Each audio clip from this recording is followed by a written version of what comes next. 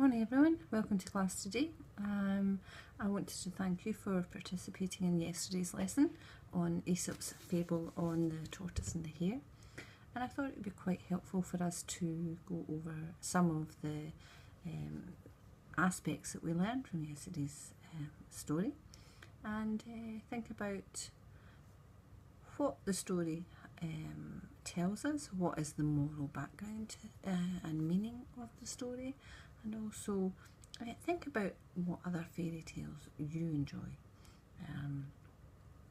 So, can anybody tell me what is the main moral behind yesterday's fable on the tortoise and the hare?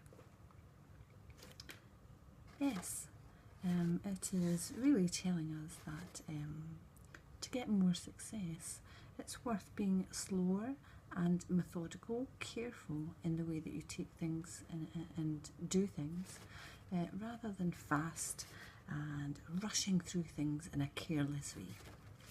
So that's something that I hope that we'll all learn as we go through the rest of our lessons in learning English. It's important to understand the context and the background and the structure of language if we're going to learn it on a deep level.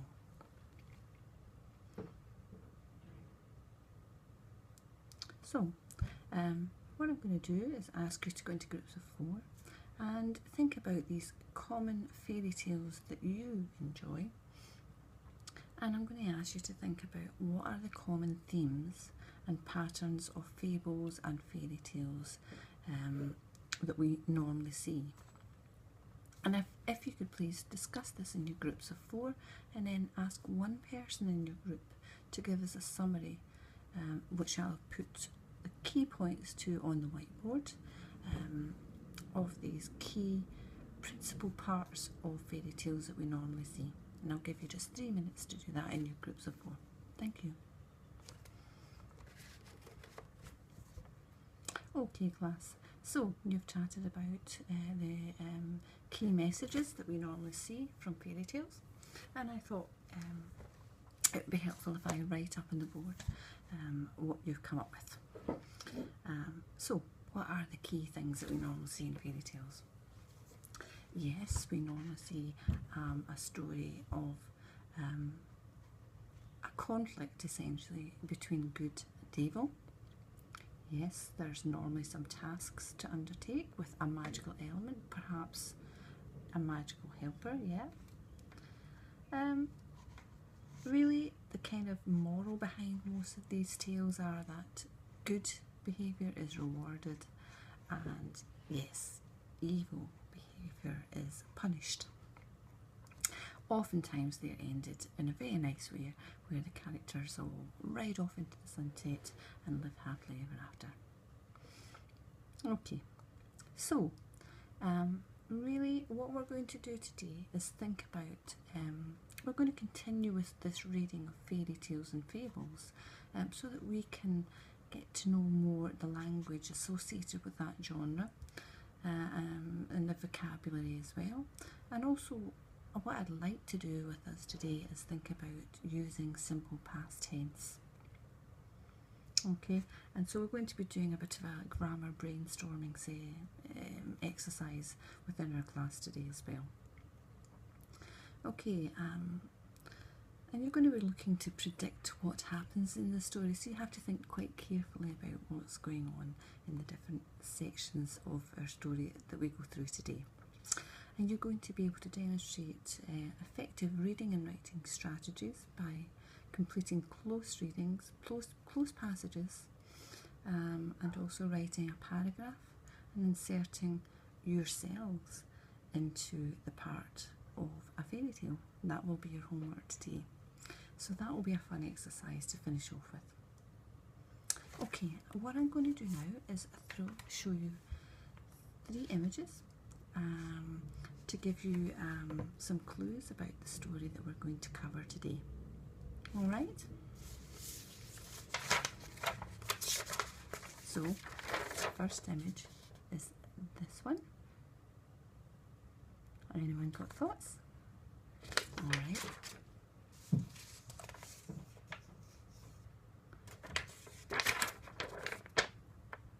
her next image. And finally, our next image. Now these are the key kind of points in the story that we're going to be covering today. Who wants to guess about the story, the fairy tale that we'll be looking at today?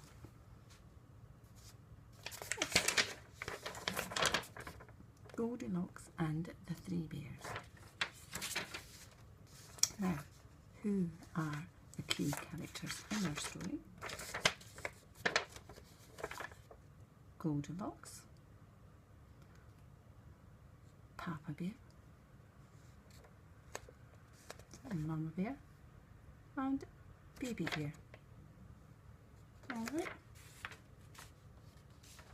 So, who has already read the story of Goldilocks and the Three Bears?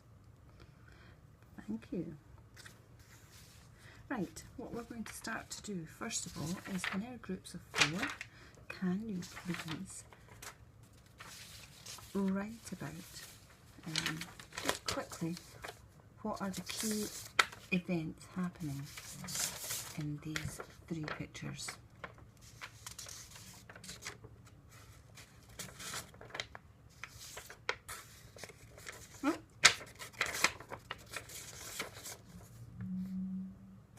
They are not in the correct order, and that's deliberate, because I would like you to think through the processes that we are seeing in the story today. Okay, and we'll cover that later.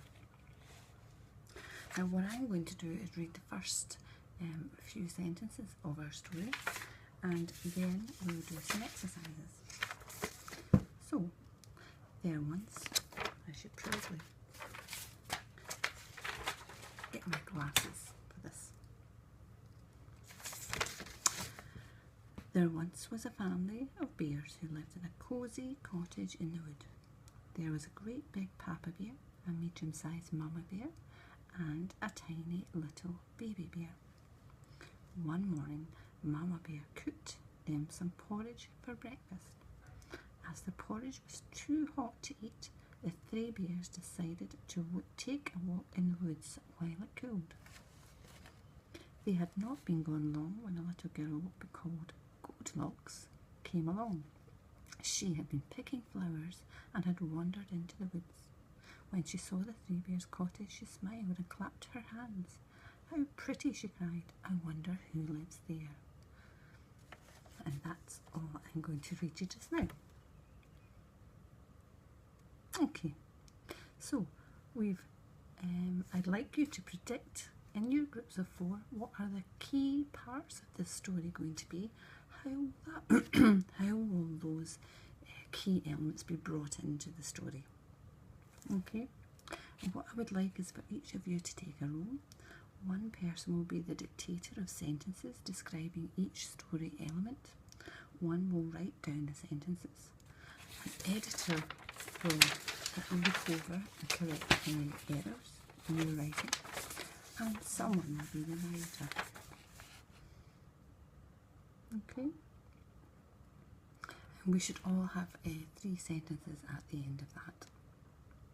Now that we've done that, I'm going to give you a quarter. Each of your 4 members in your group will be given a quarter of the story, and I'm handing these out now.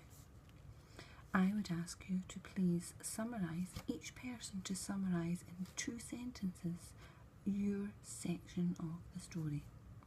And at the end of 10 minutes, we will ask you to please put all of those into the correct order so that we can see how the story progresses. And we'll also be doing some exercises on simple past tense.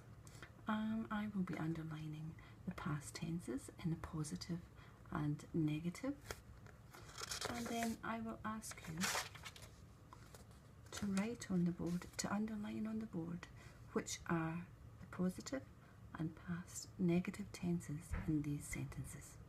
Thank you.